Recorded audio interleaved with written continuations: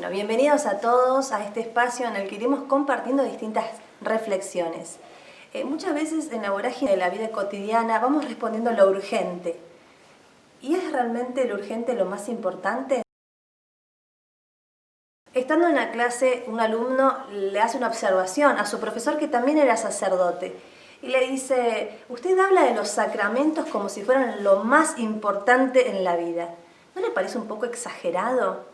Y el profesor sale de esa clase preguntándose realmente cuál era el sentido de este interrogante, ¿sí? Se lo comparte al resto de los profesores y después de muchas charlas y reflexiones entre todos, terminaron concluyendo que definitivamente es así. Los sacramentos son lo más importante. A lo largo de este video iremos compartiendo algunos puntos que nos serán de utilidad para llegar a nuestra conclusión. El punto número 1. Nos preguntamos ¿qué son los sacramentos?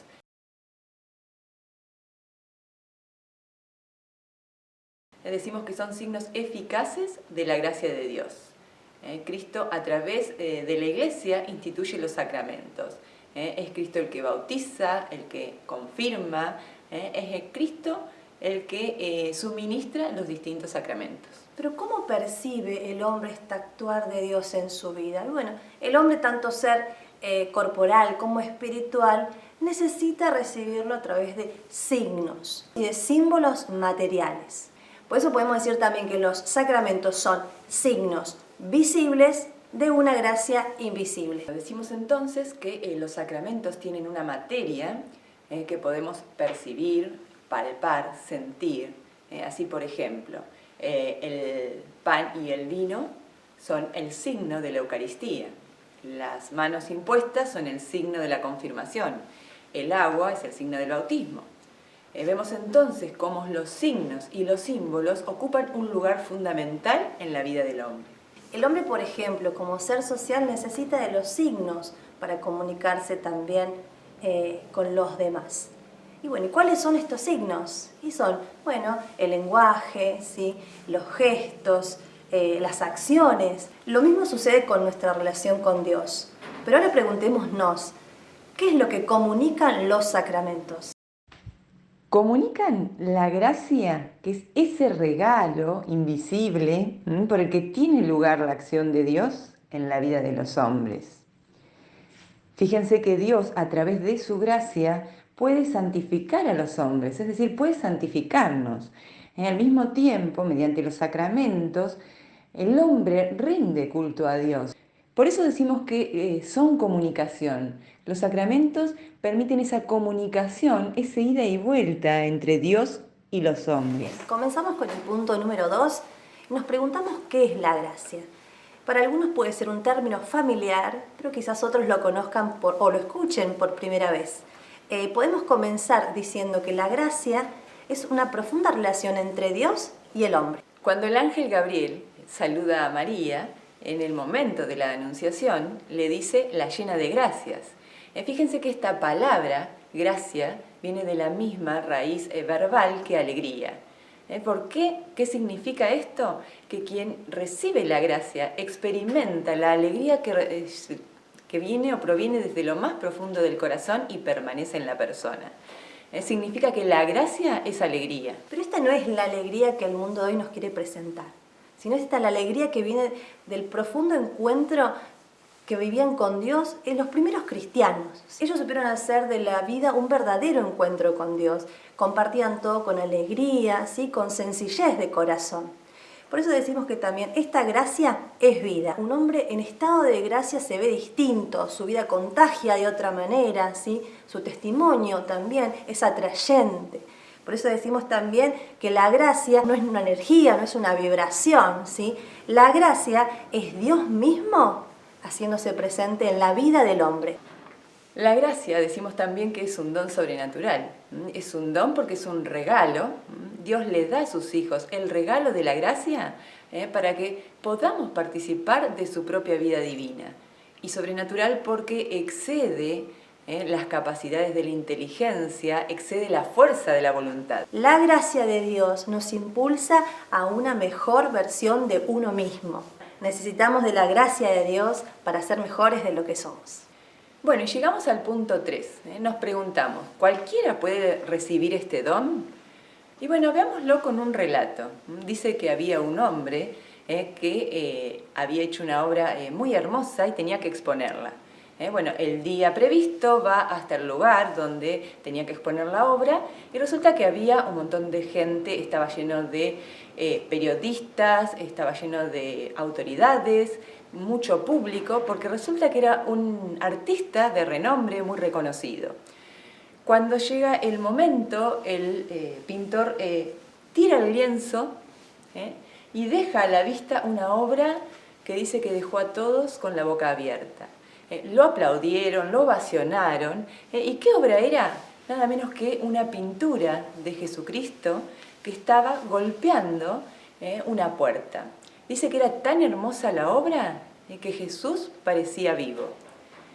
Bueno, sacaron fotos, dieron discursos, toda la gente aclamaba esa obra y entre el público había un hombre muy observador que se acerca a este artista y le hace una pregunta. A mí me parece, le dice, que su obra tiene una falla. ¿Puede ser? ¿Por qué? Le dice el artista. ¿Qué ves?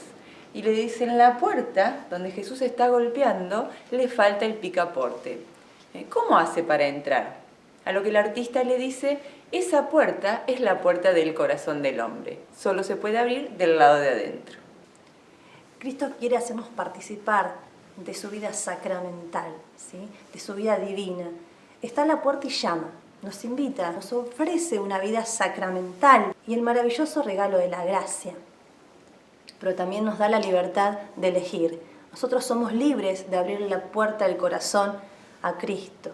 Y a la pregunta de que si cualquiera puede recibir este don, y la respuesta es que solo aquel que le abra la puerta de su corazón a Cristo. Punto número 4. ¿De parte de quién son los sacramentos y para qué? Veamos qué quiere decir esto. Existe una falsedad generalizada que dice que la gente no cambia, ¿sí? Y eso no es así. Las cosas cambian todo el tiempo, todas las cosas creadas van cambiando, las personas van cambiando. Chesterton escribió que si dejas un poste blanco solo, pronto será un poste negro. Si querés que siga siendo blanco, tenés que frecuentemente pintarlo de blanco, ¿sí? Lo mismo sucede con las cosas creadas, ¿sí?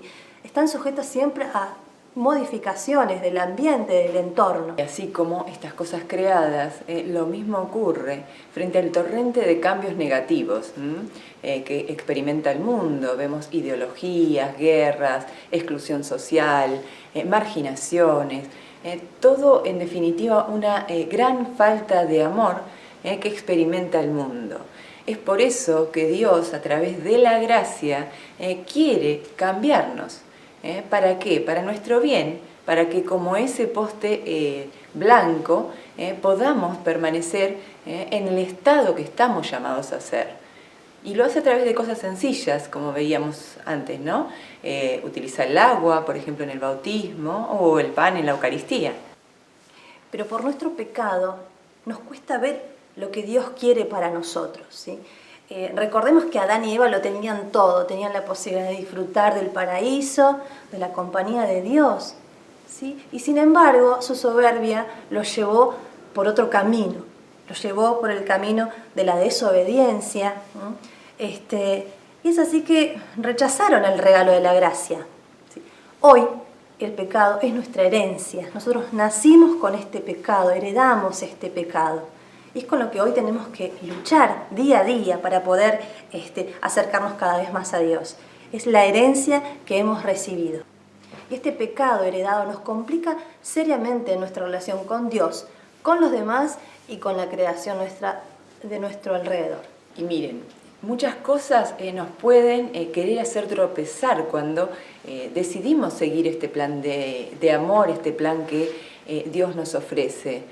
Pero Dios, que nos conoce y sabe de nuestras debilidades y de un plan perfecto, y por eso en un momento determinado de la historia envía a su Hijo único, Él irrumpe en nuestra historia, se encarna, y dentro de ese plan tiene una muerte en cruz, nada menos que en cruz, una muerte terrible, después de la cual resucita. Y de ese acontecimiento nace la Iglesia, en la cual hoy Cristo mismo sigue actuando a través de los sacramentos para que podamos recibir ese regalo de la gracia que venimos hablando. Aclaremos algo. Los sacramentos son los medios garantizados de la gracia de Dios, pero no son los únicos medios.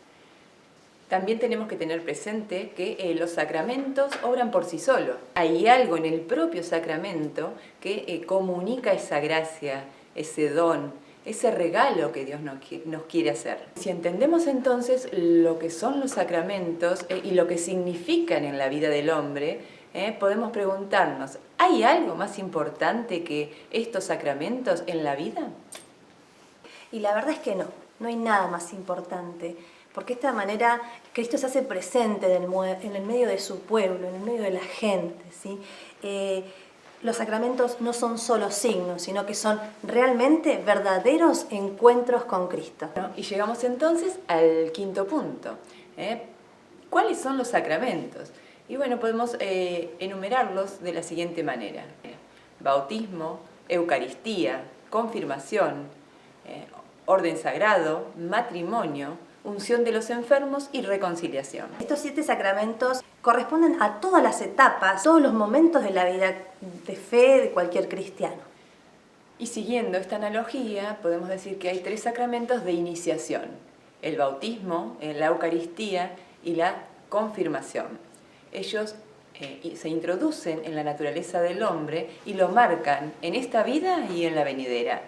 Alguien que, por ejemplo, recibe el bautismo no puede dejar de ser bautizado porque se enoje con el cura y le quiera devolver el certificado de bautismo. Bien, y luego tenemos 2 sacramentos que son de sanación, ¿sí? Cuando se rompe esa relación, esa amistad con Dios, es necesario restaurarla. Es por eso que Cristo nos auxilia con estos, y nos asiste con estos 2 sacramentos, que son el sacramento de la reconciliación y de la unción de los enfermos. Y finalmente tenemos 2 sacramentos al servicio de la comunidad. Sirven para la edificación de su pueblo y son los sacramentos que responden a la misión y a la vocación. Y lo son el sacramento del matrimonio y del orden sacerdotal. Vemos así entonces un orden que no es el único, pero este orden nos demuestra que los sacramentos forman un organismo dentro del cual cada sacramento tiene una función vital. No obstante ello, la Eucaristía podríamos decir que es el centro de los sacramentos, porque es el sacramento de los sacramentos, porque ella conmemora nada menos que el misterio pascual y también hace foco en la vida trascendente a la que estamos llamados. Por eso todos los sacramentos, en definitiva, tienen como fin la Eucaristía. Hasta acá les hemos compartido algunos puntos que nos han sido de utilidad para profundizar sobre la importancia de los sacramentos. Continuaremos haciéndolo en los próximos videos. Muchas gracias.